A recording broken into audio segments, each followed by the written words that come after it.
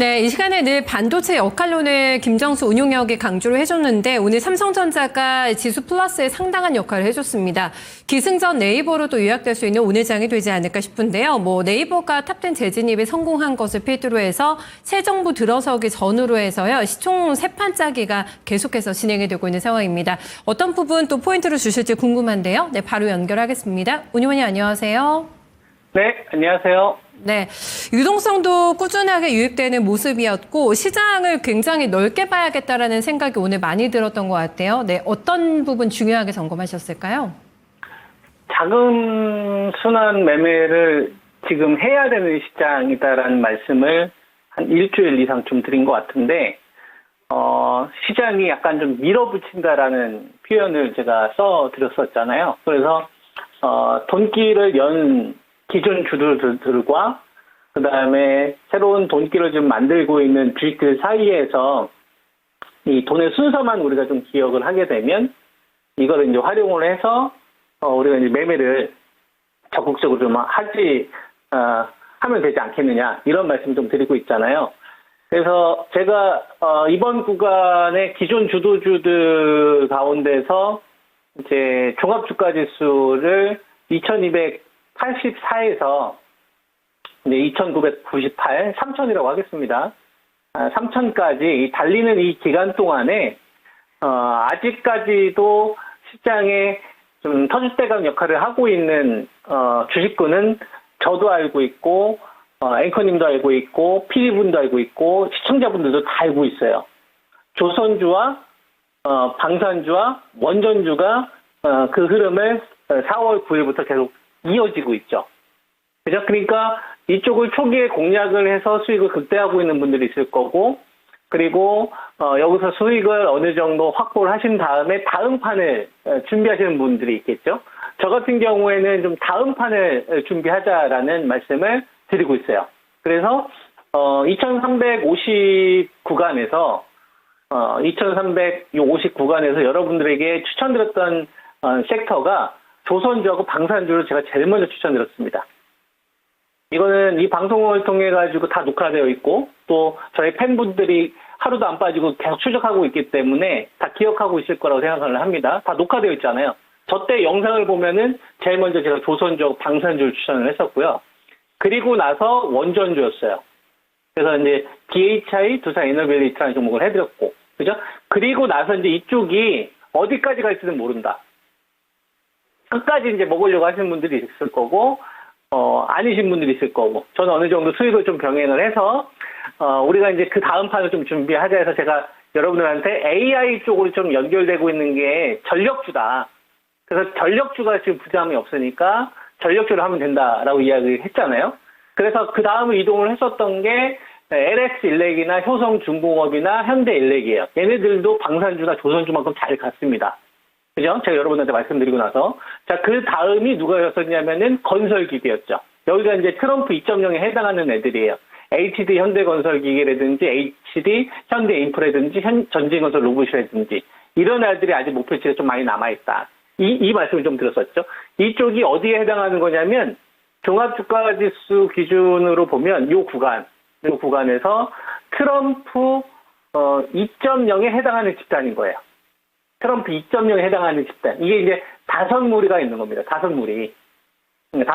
이슈를 작년도 11월 초부터 이끌어오면서 지금까지 계속 좀 푸시를 해주고 있는.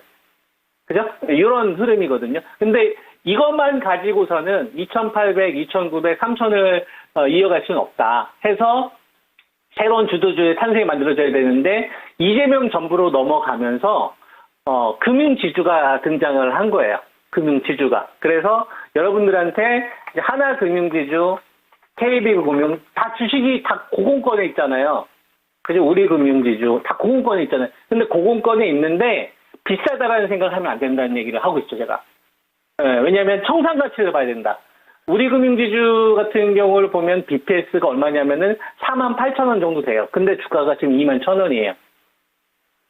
그 다음에 하나금융지주가 BPS가 얼마냐면은 지금 16만원 가까이 되는데 주가가 지금 79,000원이에요.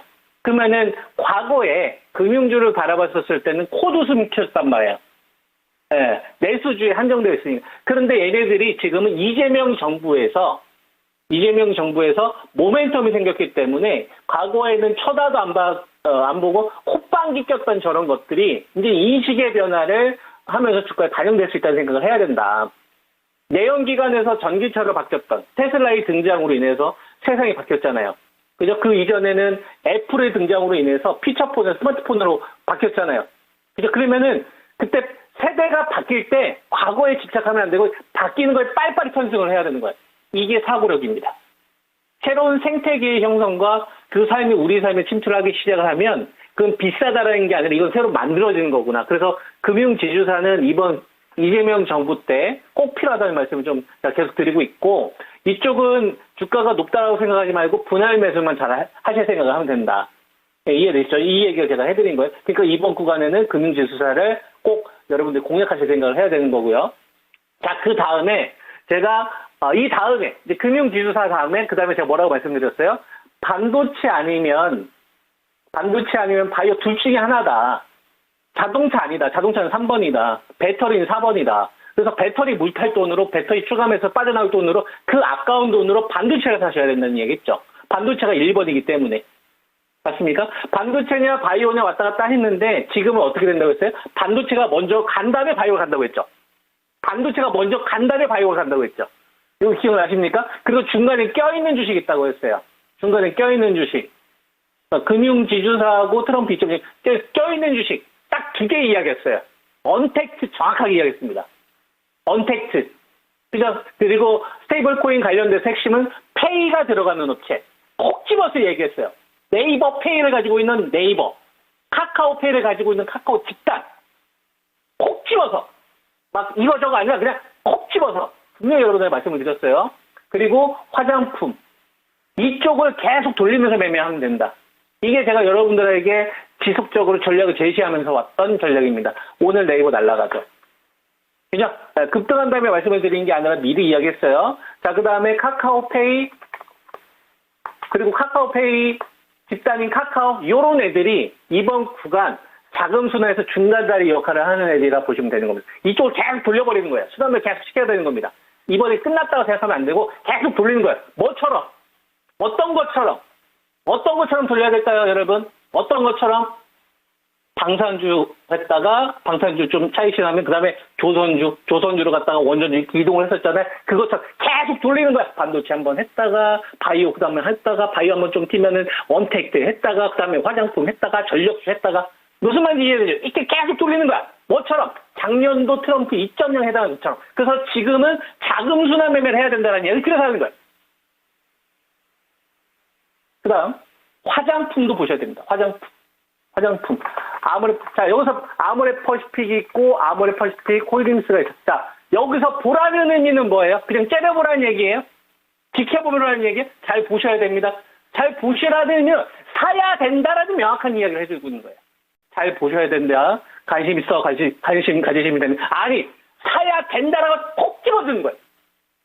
관심이 좀 여러분 잘 주시면, 그게 아니라 사야 된다라고 정확하게 이야기하고 있잖아. 둘이 뭉쳐 사야 된다라고 아주 정확하게 얘기하고 있잖아. 그 다음에 반도체, SK 하이닉스가 신고가를 갔어요. 그럼 그 다음 누가 따라붙는 거예요? 삼성전자. 그럼 반도체는 두 가지를 제가 보라고 했죠. 두 가지. 예, 이것도 관심 가지시고 저것도 관심 가지시고 저것도, 이게 아니에요. 콕 집어주잖아. 필 옵틱스, 유리기판 관련된 주식 뭐 있어요? 삼성전기. 콕 집어주잖아요, 여러분. 그죠? 반도체 이것도 하시고 저것, 아니, 콕 집어주잖아. 유리기판, HBM을 해야 된다고. 유리기판, HBM. 요번에 SK 하이닉스가 엔비디아 HBM 또 납품을 하고 나서, 그리고 나서 AMD하고 브로드컴까지도 지금은 맞춤형 쪽으로 확산되고 있잖아요. 그러면 유리기판이 꼭 필요하단 말이에요. 그러니까 삼성전기를 비롯해서 필옵틱스, 캠트로닉스, 유리기판 관련된 주식들 목재 싹을 다 올려야 되는 거고, HBM 관련된 섹터들 가운데서는 한미반도체, 하나비전, 그 다음에 리노광업이 먼저 쪽 갔으니까 테크인 요 정도까지 이쪽을 여러분들이 다 관심권을 두셔야 된다. 라는 말씀을 좀 드리겠습니다. 그리고 반도체가 간 다음에 그다음에 누가 가는 거예요? 바이오가 따라가는 형태로 갈 겁니다. 이런 내용들을 잘 참고해서 여러분들께서 성우 투자로 이어가시기 바랍니다. 네, 너무 열정적으로 또 말씀해 주셔가지고 귀에 꼭꼭 들어왔습니다. 네, 오늘 수고 많으셨고요. 내일 다시 뵐게요. 네, 성우 투자하세요.